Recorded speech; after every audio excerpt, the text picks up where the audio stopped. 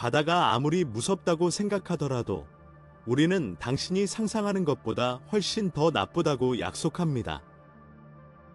킬러 상어와 대왕 오징어는 깊은 곳에 서식하는 괴물에 관해서는 빙산의 일각에 불과합니다. 우리는 대부분 그것들을 잊은 채 삶을 살고 있지만 아마도 우리는 더 잘 알고 있어야 할 것입니다. 정말 무서우니까요. 번호 1. 최근에 발견된 심해 해양 벌레 종은 놀라운 방어 전략을 보여줍니다. 이 독특한 벌레는 작고 빛나는 풍선 같은 구조를 방출하여 잠재적인 포식자를 혼란스럽게 합니다. 수중 로봇을 운영하는 연구원들은 7종의 새로운 분절 벌레를 확인했는데 그중 5종은 공격자에 대한 주의를 분산시키기 위해 이빛 폭탄을 사용합니다. 이 빛나는 구조는 아가미의 변형된 부분으로 보이며 분출될 때만 불이 켜지므로 지렁이가 탈출할 수 있도록 시각적 주의를 산만하게 합니다. 이 민첩한 생물은 최대 3km의 깊이에 서식하며 모매빔 모양의 강모를 사용하여 심해의 어둡고 차가운 물에서 스스로를 추진합니다.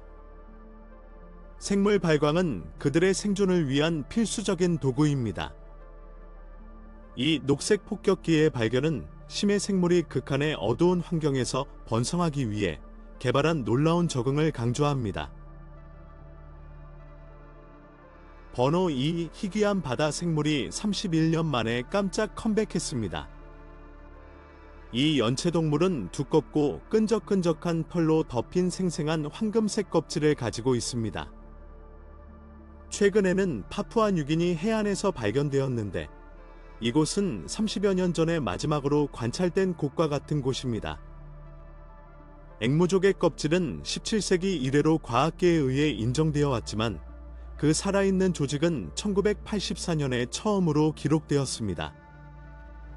앵무조개에 가까운 친척임에도 불구하고 이 종은 주황색-노란색 껍질이 미끄러운 털로 덮여 있어 포식자가 잡기 어렵게 만드는 것과 같은 주요 차이점을 특징으로 합니다.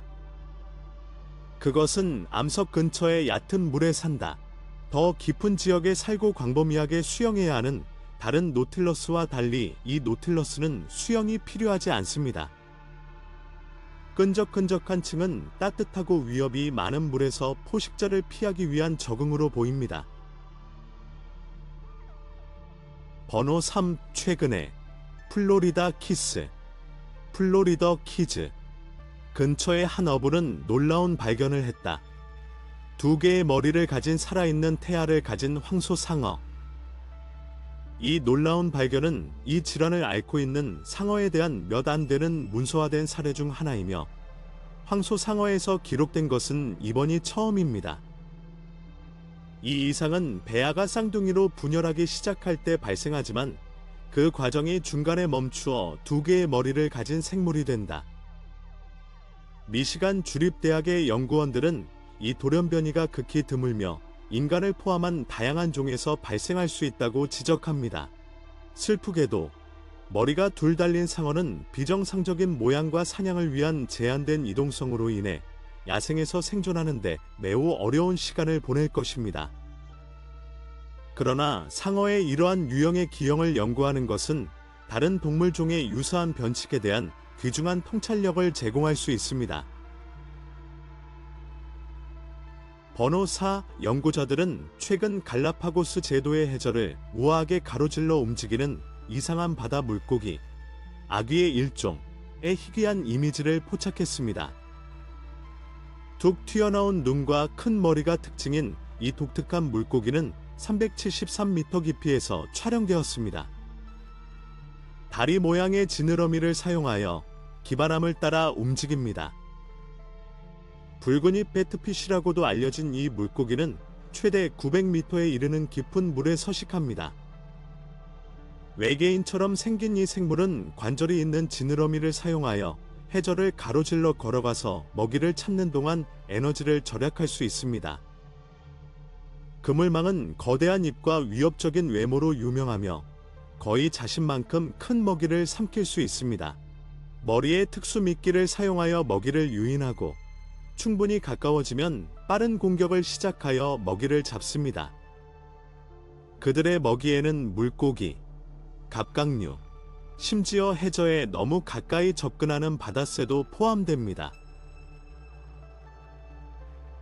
번호 5 연구원들은 인도양에서 거의 5,400m 깊이에 위치한 수천 개의 상어 이빨로 가득 찬 특별한 수중묘지를 발견했습니다.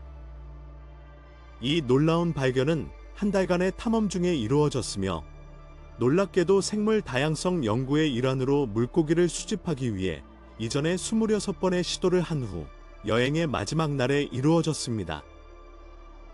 그 마지막 시도에서 팀은 예기치 않게 수백 개의 상어 이빨로 가득 찬 그물을 회수했습니다. 그들은 처음에는 실망했지만 내용물을 조사하여 백상아리와 같은 현대 상어와 거대한 메갈로돈의 전신을 포함한 고대종의 화석에 속한 이빨을 발견했습니다. 연구진은 총 750개 이상의 치아를 수집했는데, 일부는 해저에서 오랜 시간을 보냈기 때문에 검은색 망간 결절로 코팅되어 있었지만 범랑질이 손상되지 않은 우수한 보존 상태를 유지했습니다. 많은 수의 이빨은 이 지역이 한때 활기찬 상어 공동체의 본거지였을 가능성이 있는 고대 암초의 일부였음을 시사합니다. 이 동물들은 일생 동안 자연스럽게 이빨을 흘리면서 시간이 지남에 따라 축적되었습니다. 이 발견은 이 신비한 수중묘지에 묻혀 있을 수 있는 것의 표면을 겨우 긁는 것에 불과하며, 아직 바다 깊은 곳에서 탐험되지 않은 역사적 잠재력을 드러냅니다. 번호 6 펠리칸 뱀장어는 이 독특한 바다 생물에 어울리는 만큼 흥미로운 이미지를 떠올리게 합니다. 그것은 깊은 바다, 특히 햇빛이 거의 닿지 않는 심연 지역에 살고 있습니다. 그 모습은 서식지만큼이나 특별합니다. 길쭉하고 가느다란 몸체에 거대한 주머니 모양의 입이 있습니다. 이 독특한 기능은 사냥 전략에 매우 중요합니다.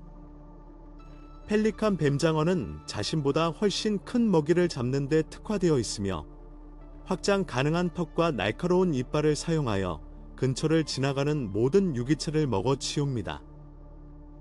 또한 생물 발광을 사용하여 물고기와 작은 해양 동물을 입으로 끌어들입니다. 이 방법을 사용하면 각 먹이에서 얻은 에너지를 극대화할 수 있으며, 이는 자원이 부족하고 경쟁이 치열한 환경에서 매우 중요합니다.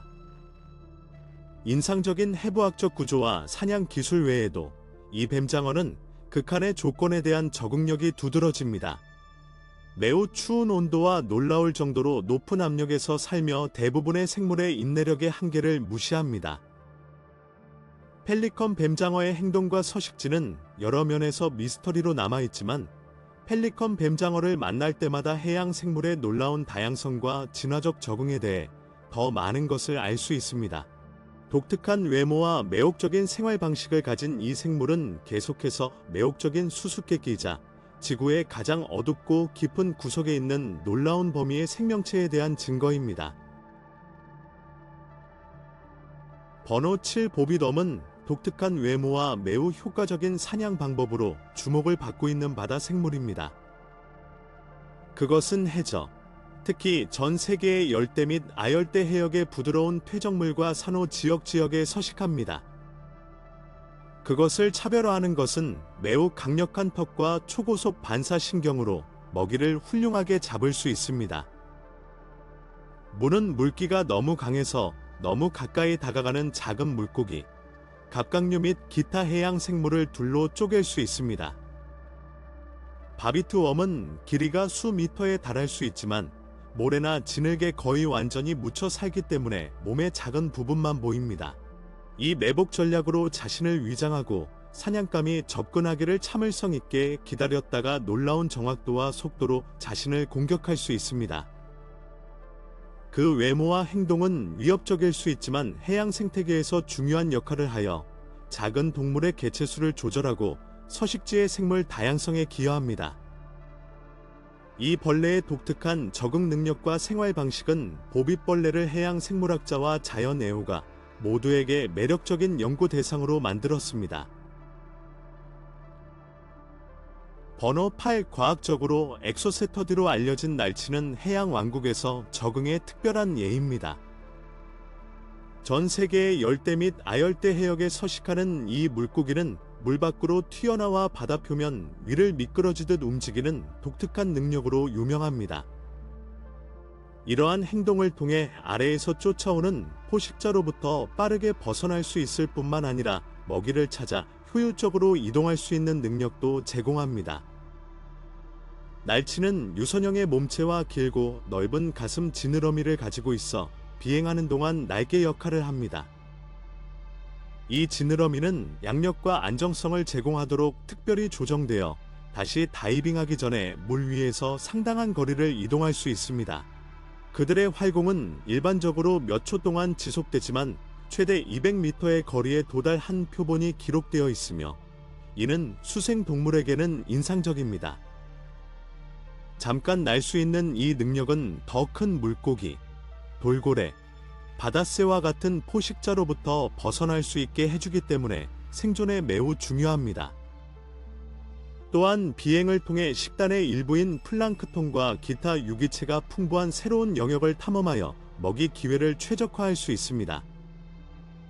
일반적으로 길이가 30cm를 넘지 않는 비교적 작은 크기에도 불구하고 작은 크기와 놀라운 활공 적응력으로 인해 과학자와 자연, 관찰자 모두의 상상력을 사로잡는 해양 세계에서 독특한 생물입니다.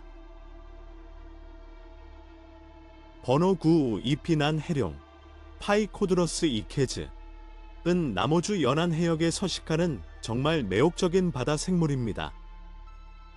그 이름은 독특한 모습에서 유래했습니다.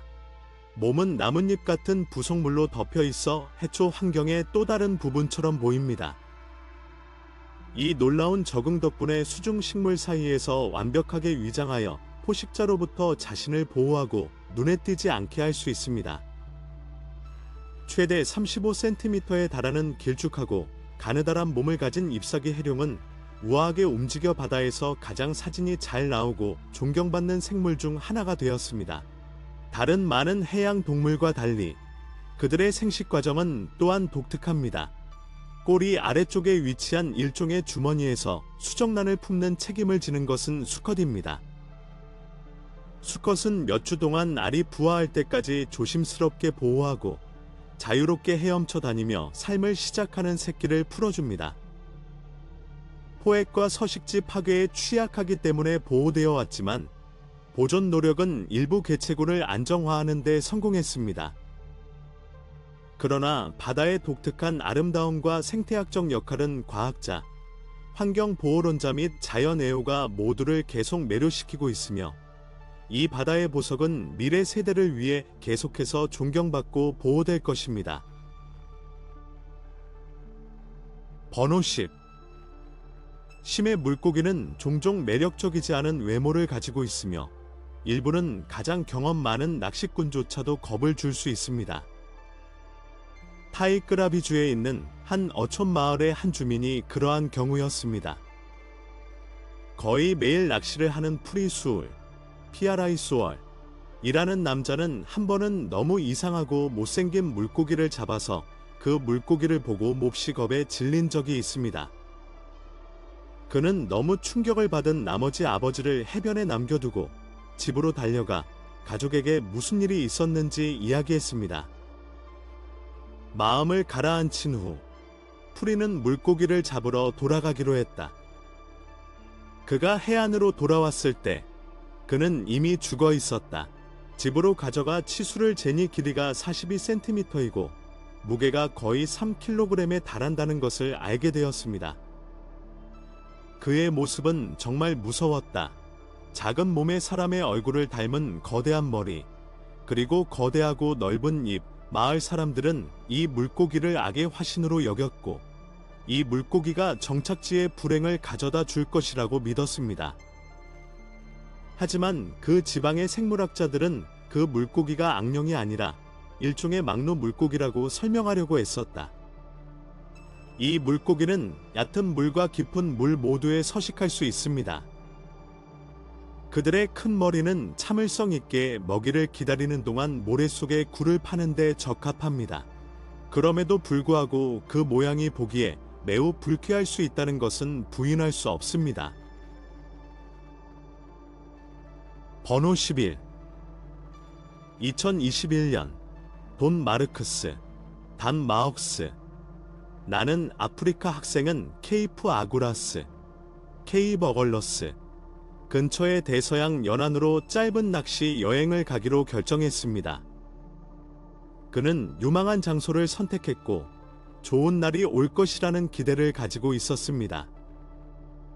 그가 처음 잡은 물고기는 3kg의 붉은 돔이었습니다. 그러나 그를 놀라게 한 것은 먹이의 크기가 아니라 유반에서 발견한 것이었다. 낚싯바늘을 제거하자 그는 물고기에게 혀 대신 역겨운 생물이 붙어 있다는 것을 발견했다. 어렸을 때부터 낚시를 해왔던 돈은 그런 고기를 본 적이 없다고 고백했습니다.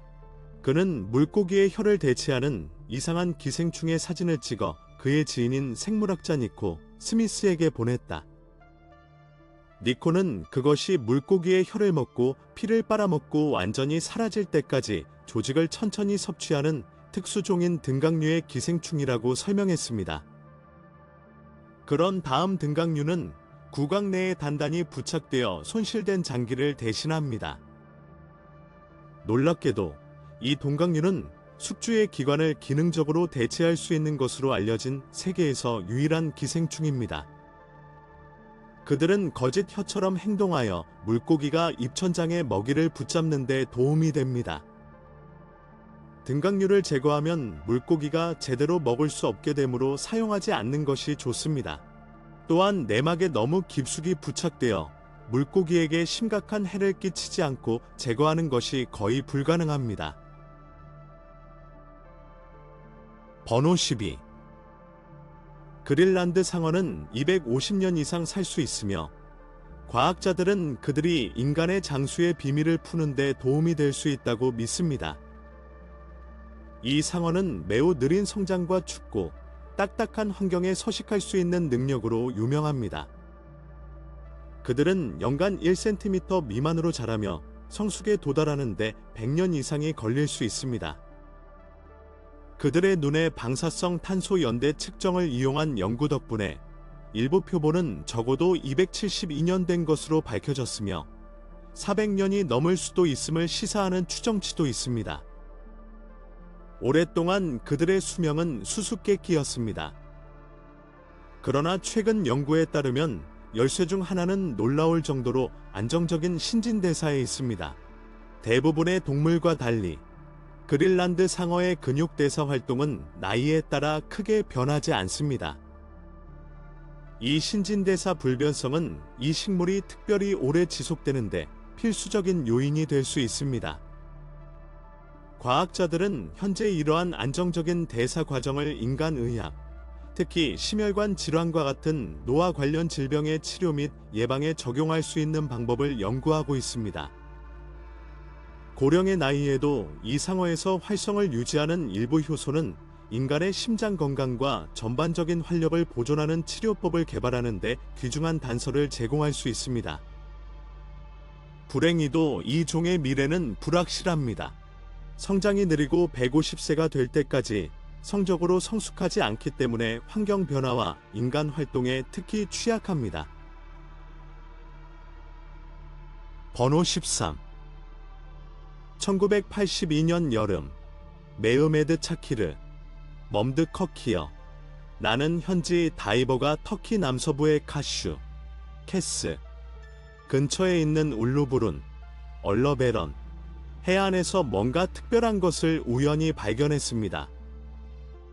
그가 발견한 것은 기원전 14세기 후반으로 거슬러 올라가는 난파선으로, 오늘날 울루부룬 난파선으로 알려진 난파선으로 지금까지 발견된 가장 오래되고 부유한 난파선 중 하나입니다. 길이가 15m에서 16m 사이이니 배는 레바논 삼나무와 참나무로 지어졌으며 슈라우드와 장부 조립 기술을 사용하여 나중에 그리스인과 로마인도 사용했습니다. 그러나 가장 인상 깊었던 것은 구조뿐만 아니라 귀중한 화물이었습니다. 이 선박은 청동기 시대의 가장 큰 원금속 컬렉션을 포함하여 20톤 이상의 상품을 운반했으며 약 11톤의 청동을 생산할 수 있었습니다. 구리는 주로 키프로스에서 왔고 주석은 우즈베키스탄과 터키의 광산에서 추적되었습니다. 그 배에는 금속 외에도 이집트의 금풍뎅이, 미노아의 칼, 가나안 장신구, 아프리카 상아, 도자기, 음식, 선원들이 일상적으로 사용할 수 있는 도구 등 인상적인 문화재가 들어 있었습니다. 화물의 풍부함과 다양성, 그리고 그 연식으로 인해 이 난파선은 역사상 가장 중요한 해양 발견 중 하나이며 고대 세계의 복잡한 무역 네트워크를 들여다볼 수 있는 독특한 창입니다.